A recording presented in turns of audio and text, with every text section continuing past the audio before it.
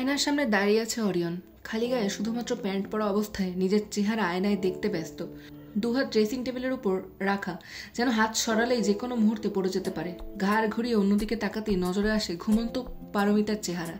নিশ্চিন্তে নিষ্পাপ শিশুর মতো ঘুমিয়ে আছে মিতা। ঠোঁট, গলায় ও ঘাড়ে কালো কালো কালচে দাগ হয়ে আছে। অরিয়ন ভালো করেই জানে এসব কি। কিছু হচ্ছে কামড়ের দাগ, আর কিছু হিকি। মিতার মুখ থেকে নজর সরিয়ে ঘরটা ভালোভাবে দেখতেই লক্ষ্য করে একপাশে নিচে পড়ে আছে গতকাল রাতে পরা মিতার কাপড়, আর তার পাশেই অরিয়নের শার্ট। হঠাৎ করে মিতা ঘুমের মধ্যে নড়েচড়ে উঠতেই শরীরের থাকা চাদরটা কিছুটা নিচে নেমে আসতেই লক্ষ্য করে কামড়ের দাগগুলো শুধু গলা, ঠোঁট আর ঘাড়েই সীমাবদ্ধ নয়, বুকের দিকেও দেখা যাচ্ছে। কামড়ের দাগ নজরে আসতেই দুপা পিছিয়ে পড়ে অরিয়ন। নিজের চোখকে যেন বিশ্বাস করাতে পারছে না যা দেখতে পাচ্ছে অরিয়ন। নিজের দু হাতের দিকে তাকিয়ে এক দৃষ্টিতে তাকিয়ে থাকে অরিয়ন। ঘুম ভাঙতেই মিতাকে বিছানার পাশে দেখতেই লাফিয়ে উঠে অরিয়ন। হয়তো ভুলে ঘুমিয়ে পড়েছে ভাবতে ভাবতেই আয়নার সামনে এসে দাঁড়ায়। নিজের ভুল ভাঙে যখন খেয়াল করলো অরিয়নের গায়েও কিছু দাগ দেখা যাচ্ছে, কামড়ের দাগ। প্রশ্ন জাগে অরিয়নের মধ্যে। না না না, বিড়বিড় করে বলতে থাকে অরিয়ন। রেপিস্ট? আয়নার দিকে আবারও তাকিয়ে নিজেকে দেখে বলে ওঠে অরিয়ন। আমি আমি পরীর সাথে কিভাবে? আমি রেপ পরীকে? কথাগুলো যেন ঠিকমতো বলতেও পারছে না অরিয়ন। ক্রোধে নিজের দু হাত দিয়ে নিজের চুল টেনে ধরছে। না না না, রেপিস্ট, আমি ফাকিং রেপিস্ট। কথাটা বলেই রাগে নিজের হাত দিয়ে ড্রেসিং টেবিলের উপর রাখা সবকিছু ঠেলে ফেলে দেয় অরিয়ন। কে? অরিয়নের চিৎকার করা শুনে ঘুম থেকে লাফিয়ে ওঠে, নিজেও চিৎকার দিয়ে ওঠে মিতা। পরক্ষণেই দেখতে পায় সামনে দাঁড়িয়ে আছে অরিয়ন। বিছানায় বসে থাকা মিতার নজরও যায় অরিয়নের দিকে, যে কিনা একবার নিজের হাতের দিকে ও একবার আয়নার দিকে তাকিয়ে মাঝে মধ্যেই বিড়বিড় করে কিছু বলে উঠছে। অরিয়ন আবারও ফুলের টব হাতে তুলে আয়নায় ছুঁড়ে মারতেই মিতা চাদর সহ বিছানা থেকে নেমেই নিজের কাপড় পরে নিয়ে দৌড়ে চলে যায় অরিয়নের কাছে। না না না না না, মন্ত্রের মতো বারবার বলতে বলতেই ভাঙা আয়নায় নিজের হাত দিয়ে ঘুষি বসিয়ে দেয় অরিয়ন। অরিয়ন ভাইয়া! অরিয়নের হাত ধরে চিৎকার করে ওঠে মিতা। অরিয়নের রক্তের হাত আর আয়না নিমেষেই লাল হয়ে গিয়েছে, কিন্তু তাও যেন অরিয়নের মনকে ক্ষণিকের জন্য শান্ত করতে পারছে না। নিজের হাতে মিতার স্পর্শ অনুভব করতেই মিতার দিকে ফিরে তাকায় অরিয়ন। মিতাকে দেখতেই যেন নিজেকে পৃথিবীর সবচাইতে নিকৃষ্ট ব্যক্তি বলে মনে হতে লাগলো অরিয়নের। আমাকে ছবি না পড়ি? কথাটা বলেই ধাক্কা দিয়ে মিতাকে দূরে সরিয়ে দেয় অরিয়ন। আমার স্পর্শে তুই তুই কথাটা বলতে গিয়েও থেমে যায় অরিয়ন। তোকে তো আমি অপবিত্র করে দিয়েছি। কথাটা বলেই আবারও আয়নায় ঘুষি মারতে থাকে অরিয়ন। কি বলছো তুমি এসব? থামো প্লিজ। নিজেকে নিজে আঘাত করতে থাকা অরিয়নকে দেখে কান্না করতে করতে দুপা এগিয়ে গিয়ে বলে Mita, I hate myself for doing this to you. নিজেকে আঘাত করতে থাকা অরিয়ন বারবার একটা কথাই বলতে থাকলো। অরিয়ন ভাইয়া প্লিজ আমার কথাটা শোনো। মিতা অরিয়নের বাম হাত ধরে টানতে টানতে বলে, আমি একটা জানোয়ার, একটা মনস্টার, আমি ফাকিং রেপিস্ট পরি। চিৎকার করে বলতে থাকা অরিয়নের রাগ এতটাই বেড়ে গিয়েছে যে নিজের হাতের মারাত্মক অবস্থাও নজরে আসছে না। অরিয়নের কথা শুনে নিজের জায়গায় পাথর হয়ে রইল মিতা। বিড়বিড় করে বলে মিতা। অবাক হয়ে প্রশ্ন করে মিতা, কি বলছো তুমি এসব? ঠিক বলছি আমি। নিজেকে একবার দেখ, তোর প্রিয় অরিয়ন ভাইয়া কি অন্যায় করেছে তোর সাথে। তাচ্ছিল্যের হাসি দিয়ে বলে অরিয়ন। না, তুমি এরকম কিছুই করোনি। মাথা নাড়িয়ে বলে মিতা, I did পরি, I did because I'm a monster, a rapist. No, you did not. অরিয়নের কথা শেষ হওয়ার আগেই চেঁচিয়ে বলে ওঠে মিতা, I did পরি, I can see you, look at yours. Orion! চিৎকার করে ওঠে মিতা। বড় বড় শ্বাস নিতে থাকা মিতা নিজের রাগ যেন কোনো মতেই কমাতে পারছে না। কোথা থেকে অরিয়নকে নাম ধরে ডাকার শ্বাস পেল তাও জানে না। মিতার মুখ থেকে নিজের নাম শুনে চুল থেকে হাত সরিয়ে মিতার দিকে অবাক হয়ে তাকায় অরিয়ন। You did not? গতকাল রাতে যা হয়েছে তাতে আমার সম্মতি ছিল, আমার ইচ্ছাই হয়েছে। এক দৃষ্টিতে অরিয়নের দিকে তাকিয়ে বলে মিতা, তোর ইচ্ছাতে? আমি তোকে ফোর্স করিনি। অবাক হয়ে প্রশ্ন করে অরিয়ন। মাথা নাড়িয়ে না বোঝায় মিতা। তাহলে তুই আমাকে বাধা দিস না কেন? মিতার দিকে দুপা এগিয়ে প্রশ্ন করে অরিয়ন। মিতার কাছাকাছি গিয়ে নিজের দুহাত দিয়ে মিতার দুগাল ধরে নিজের কপালের সাথে মিতার কপাল স্পর্শ করিয়ে বলে অরিয়ন, কি হচ্ছে বল, কেন বাধা দিস নে? আমার উপর করোনা হচ্ছিল তো, যে নিজের কথা একবারও ভাবলি না? আমাকে তোমার প্রয়োজন ছিল। অরিয়নের দিকে তাকিয়ে জবাব দেয় মিতা। মিতার উত্তর শুনেই যেন শান্ত হওয়ার রাগটা আবারও মাথায় উঠে গেল অরিয়নের। চোখে মুখে রাগের বহিঃপ্রকাশ হতে লাগলো। প্রয়োজনে হলে ছাড়তার সাথে শুয়ে পড়বি তুই? দাঁতে দাঁত চেপে বলে অরিয়ন। মাথা নাড়িয়ে না বলে মিতা। তাহলে মিতার কথা কিছুই বুঝতে না পেরে আবারও প্রশ্ন করে অরিয়ন। কারণ আমি তোমাকে ভালোবাসি। বলে ফেলে মিতা। গতকাল সন্ধ্যা 6টা। অফিসে নিজের রুমে বসে সবকিছু চেক করতে ব্যস্ত অরিয়ন। চেয়ারের উপর নিজের কোট খুলে রেখে ল্যাপটপে এটা সেটা চেক করতে করতেই মাঝে মধ্যে 2-1 চুমুক কফি পান করছে। এই মহারাজ। হুট করেই রুমের দরজা খুলে ভেতরে চলে আসে একজন যুবক। স্যার, আমি ওনাকে আসতে না করেছিলাম, তবুও উনি জোর করে ঢুকে পড়েছে। যুবকের পেছন পেছন একজন মধ্যবয়স্ক লোক প্রবেশ করে অরিয়নের উদ্দেশ্যে বলে, সমস্যা না আঙ্কেল, আপনি এখন আসতে পারেন। অরিয়নের জবাব শুনে ছেলেটা অরিয়নের সামনে রাখা চেয়ার টেনে বসে। অপরদিকে মধ্যবয়স্ক লোকটা রুম থেকে বের হয়ে যায়। অরিয়ন কোনো কথা না বলে ভ্রুকুচকে যুবকটির দিকে তাকিয়ে রইল। বিয়ে গরিবের ফর জানাইবের প্রয়োজনও মনে নগরস। হুট করেই বলে ওঠে ছেলেটা, তুই একদিন হরে আসলি এবার জানাইবার প্রয়োজন মনে করছিস না? জেলেতুন কেললে গরিবর খবর কাটাইম। জবাব দেয় ছেলেটা।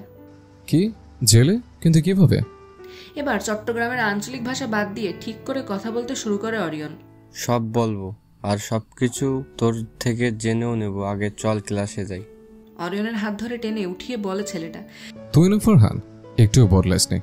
চেয়ারের উপর থেকে কোটটা হাতে তুলে নিয়ে বলে অরিয়ন। ফারহানারা বদলায় না। বাঁকা হাসি দিয়ে বলে ফারহান। এরপর আরিফিনকে পাসনি? হাতে মদের গ্লাস নিয়ে জিজ্ঞেস করে ফারহান। না। নিজের গ্লাসে চুমুক দিতে দিতে বলে অরিয়ন। এরপর ওর বোনকে বিয়ে করছিস, যে কিনা তোর থেকে 11 বছরের ছোট। নিজের গ্লাসে এবার চুমুক বসায় ফারহান। হ্যাঁ। জবাব দেয় মাতাল হওয়া অরিয়ন। দেখতে কেমন? প্রশ্ন করে ফারহান। ফারহানের কথা শুনেই রেগে যায় Orion. She is a child, so take carefully Farhan. নিজেকে শান্ত রাখার চেষ্টা করে বলে অরিয়ন। তোর চোখেই বাচ্চা। 18 বছরে কেউ আবার বাচ্চা হয়? মেয়েরা আমাদের আগে মেন্টালি ম্যাচিউর হয়ে যায়, জানিস না? নিজের গ্লাসে আবারও মদ নিতে নিতে বলে ফারহান। ঠিক আছে, আর কিছু বলবো না। অরিয়নের চাহনি দেখে বলে ফারহান। তো তোর গার্লফ্রেন্ড দেখতে কেমন? লাস্ট কখন দেখেছিলাম ভুলেই গেছি, চেহারাও মনে নেই। She is the most beautiful girl in the world. চোখ বন্ধ করে জবাব দেয় অরিয়ন। তোর সাথে চিট করার পরেও? অবাক হয়ে অরিয়নের দিকে তাকিয়ে বলে ফারহান। ইয়েস। আবারও চুমুক বসায় অরিয়ন। তো তোর সে জান্নাতের কি খবর? হাসতে হাসতে প্রশ্ন করে অরিয়ন। জান্নাত না জান্নাম বলো। ওকে সামনে পেলে গলা টিপে মারবো আমি। দাঁত কিরমির করে বলে ফারহান।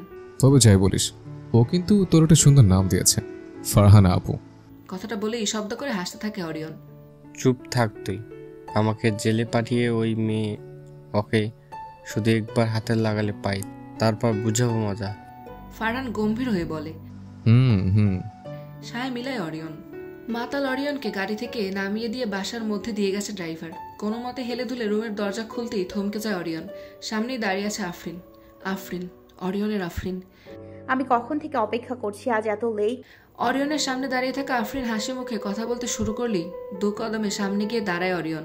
পরক্ষণেই নিজের ঠোঁট স্পর্শ করে আফরিনের ঠোঁটকে। কি হচ্ছে কিছুই যেন মিতার মাথায় ঢুকছে না। একটু আগেই দরজার সামনে দাঁড়িয়ে থাকা অরিয়নের ঠোঁট মিতাকে ক্ষণিকের জন্য ছাড়ছে না। I missed you so much. মিতার ঠোঁট ছেড়ে দিয়ে কপালের সাথে কপাল স্পর্শ করিয়ে বলে অরিয়ন। অরিয়ন নিজেকে ছাড়িয়ে কথা বলার চেষ্টা করে মিতা। নিজের আঙুল দিয়ে মিতার ঠোঁটের সাথে স্পর্শ করে বলে অরিয়ন। পরক্ষণে আবারও অরিয়নের ঠোঁট আক্রমণ করে মিতার ঠোঁটকে।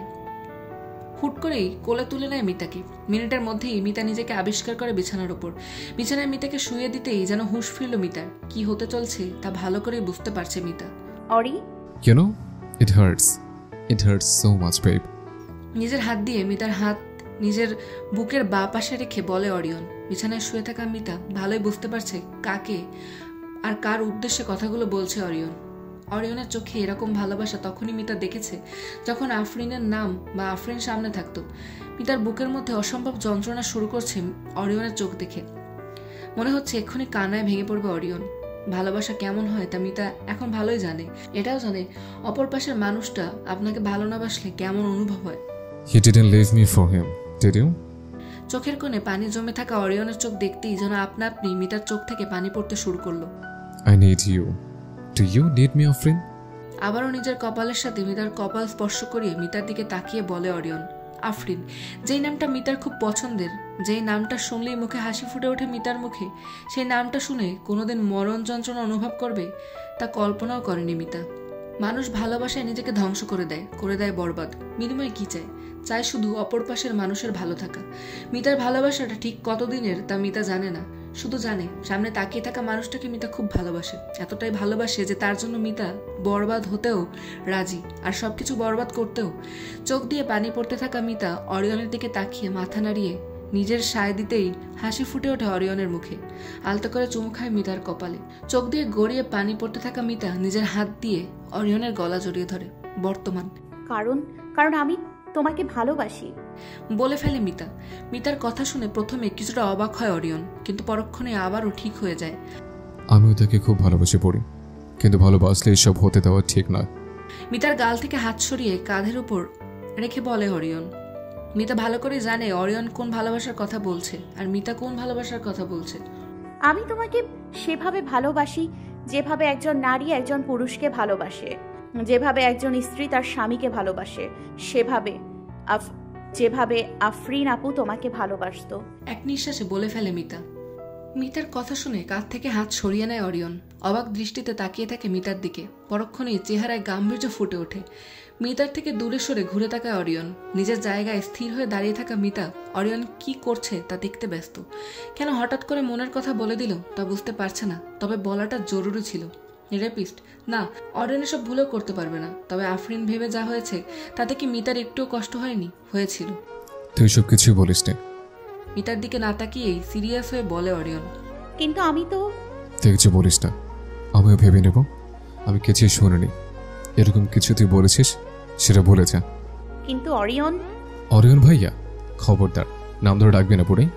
মিতার দিকে ঘুরে চেঁচিয়ে বলে ওঠে অরিয়ন। হঠাৎ করে অরিয়নের এরূপ প্রতিক্রিয়া দেখে ভয়ে দুপা পিছিয়ে পড়ে মিতা। যা বলেছি তাই হবে, এখন যেতে পারিস। আবারও ঘুরে দাঁড়িয়ে বলে অরিয়ন। নিচের দিকে তাকিয়ে থাকা মিতার চোখ দিয়ে পানি পড়তে শুরু করেছে। মিতার ভালোবাসা অরিয়ন মেনে নেবে না তা মিতা ভালো করেই জানে, তাই বলে এতটা রেখে যাবে তাও বুঝতে পারেনি মিতা। অরিয়নের দিকে তাকিয়ে থাকলেও অরিয়ন মিতার দিকে আর একবারও ফিরে তাকায়নি। অবশেষে কান্না করতে থাকা মিতা টেবিলের ওপর থেকে বইটা নিয়ে বেরিয়ে পড়ে রুম থেকে। চেঁচিয়ে ওঠে অরিয়ন। রুম থেকে বেরিয়েই কাঁদতে কাঁদতে নিজের রুমে দৌড়ে চলে যেতে নেয় মিতা। পেছন থেকে ডাক দেয় আবরারের কথা শুনে দাঁড়িয়ে পড়ে মিতা। তাড়াতাড়ি করে নিজের চোখের পানি দু হাত দিয়ে মুছে চুলগুলো সামনে এনে গলায় থাকা দাগগুলো ঢাকার চেষ্টা করে। আজি অরিয়ন ভাইয়া। আবরারের দিকে তাকিয়ে হাসি দেওয়ার চেষ্টা করে বলে মিতা ফিরে তাকাতেই আবরারের চোখ যেন কপালে উঠে গেল। মিতার চোখ লাল হয়ে গেছে। চোখ দেখেই বোঝা যাচ্ছে কান্নার কারণে। ঠোঁটের আর গলার দাগগুলো আবরারের নজরে আসতেই চোখে মুখে রাগ ফুটে ওঠে আবরারের। নিজের হাত মুঠ করে রাখে শক্ত করে। কিচ্ছু না, দাঁতে দাঁত চেপে বলে আবরারের কথা শুনে মিতা একটা হাসি দিয়ে নিজের রুমে চলে যায়। নিজের জায়গায় দাঁড়িয়ে থাকা আবরারের নজর থেকে মিতা সরতেই দ্রুত হেঁটে অরিয়নের রুমের দিকে যেতে থাকে আবরার। অনুমতি নিয়ে রুমে প্রবেশ করার প্রয়োজন মনে না করেই দরজা খুলে রুমে ঢুকে পড়ে আবরার। তুই আমারও? দরজা খোলার শব্দে মিতা ভেবে বলে ওঠে অরিয়ন। আবরারও কোনো কথা না বলেই দু কদমে অরিয়নের সামনে গিয়ে সজোরে এক ঘুষি মারে অরিয়নের মুখে। হুট করে আবরারের এহেন কাণ্ডে অবাক হয়ে যায় Orion. What have you done to her, you fucking monster? আবারও একটা ঘুষি মারে আবরার। আরিয়ান? আবরারের হাত ধরে চেঁচিয়ে ওঠে অরিয়ন। তোর সাহস কিভাবে হলো মিতাকে স্পর্শ করার? ভুল হয়ে। আবরারের হাত ছেড়ে দিয়ে বলতে নেয় অরিয়ন। ভুলে তুই মিতার জীবন শেষ করে দিবি? তুই জানিস না তোদের ডিভোর্স হয়ে যাবে? তাও ওর গায়ে তুই হাত দিয়েছিস? তুই যেমন ভাবছিস। আমি যেমনটা ভাবছি ঠিক তেমনই। আমি নিজের চোখে মিতার অবস্থা দেখে এসেছি।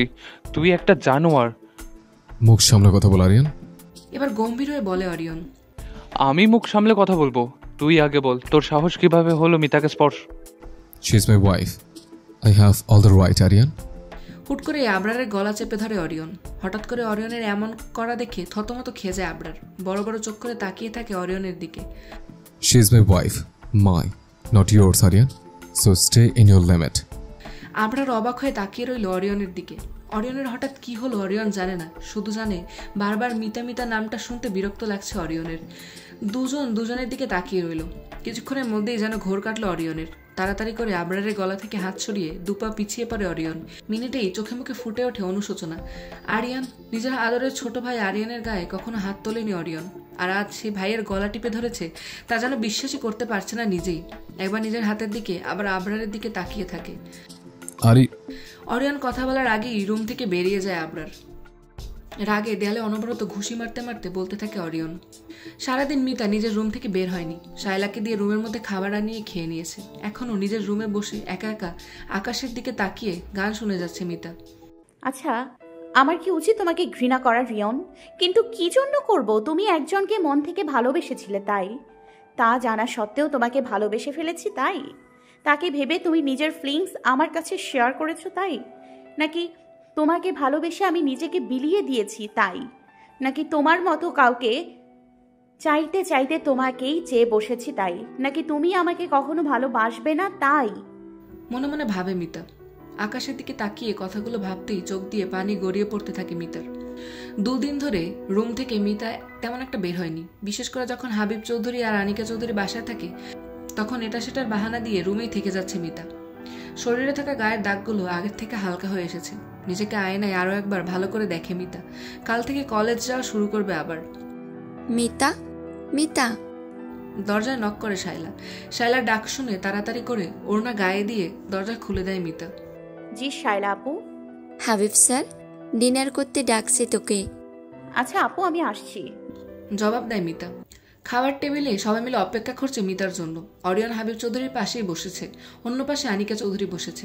আবরারকে কোথাও দেখা যাচ্ছে না। মিতা হাবিব চৌধুরীর কাছাকাছি আসতেই রান্নাঘর থেকে বেরিয়ে আসে আবরার। নিজের জায়গায় বিরাজমান হতে চেয়ার টান দেয় আবরার। আরিয়ান, ডাক দেয় হাবিব চৌধুরী। জি বাবা। ওটা মিতার জায়গা, এখন থেকে অরিয়নের পাশে মিতা বসবে।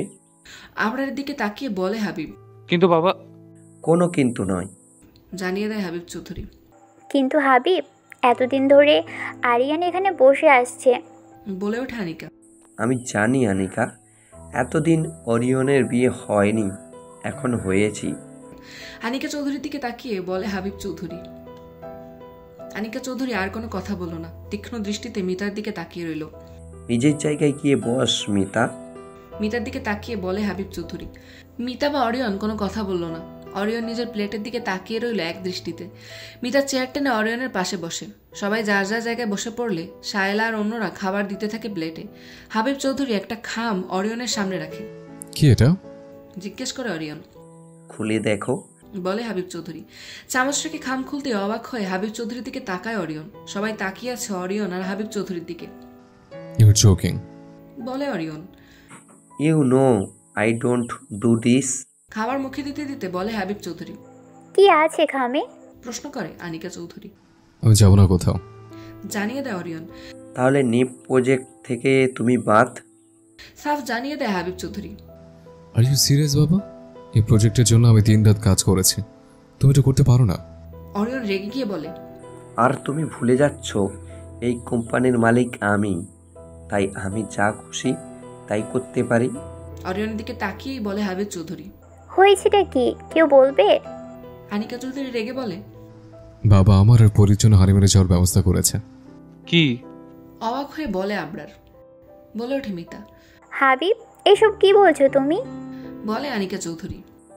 আমার কাছে যা ভালো মনে হচ্ছে তাই। আর অরিয়ন শোনো, তোমার কাছে কাল দিনটাই সময় আছে, এর মধ্যেই তোমার মতামত জানিয়ে দিবে। আমার আবার নতুন মানুষ ঠিক করতে হবে প্রজেক্টের জন্য। কথাটা বলেই টেবিল থেকে উঠে দাঁড়ায় হাবিব চৌধুরী। আর মিতা? ডাক দেয় হাবিব চৌধুরী। জি চাচু। জবাব দেয় মিতা। খাওয়া শেষ হলে আমার রুমে আসিস, কথা আছে। ওকে চাচু। মাথা নিচু করে বলে মিতা। কাজটা বাবা ঠিক করছে না। বলেই উঠে চলে যায় আবরার। আরিয়ান, খেয়ে যা বাবা। আবরারের পেছন পেছন চলে যায় আনিকা চৌধুরী। তুই? হঠাৎ করে নিজের চেয়ার মিতার দিকে ঘুরিয়ে বলে ওঠে অরিয়ন। তুই বাবা কি বলবি? তুই যেতে পারবি না, ঠিক আছে? মিতার দিকে তাকিয়ে বলে অরিয়ন। মাথা নাড়িয়ে হ্যাঁ বলে মিতা। চাচু, ভেতরে আসবো? দরজায় নখ দিয়ে অনুমতি চায় মিতা। ভেতর থেকে উত্তর আসে। দরজা খুলে ধীর গতিতে রুমে প্রবেশ করে মিতা। রুমের একপাশে রাখা সোফায় বসে টিভি দেখছেন হাবিব চৌধুরী। নিজের পাশের সোফা দেখিয়ে বলে হাবিব চৌধুরী। মিতা কোনো কথা না বলে চুপচাপ সোফায় গিয়ে বসে। যদিও হাবিব চৌধুরী মিতাকে খুব আদর করে থাকে, তাও কেন যেন হাবিব চৌধুরীকে দেখলেই মিতার ভয় লাগে। হয়তো বয়সে বড় বলেই। দিনকাল কেমন কাটছে এখন? মিতার দিকে তাকিয়ে প্রশ্ন করে হাবিব চৌধুরী।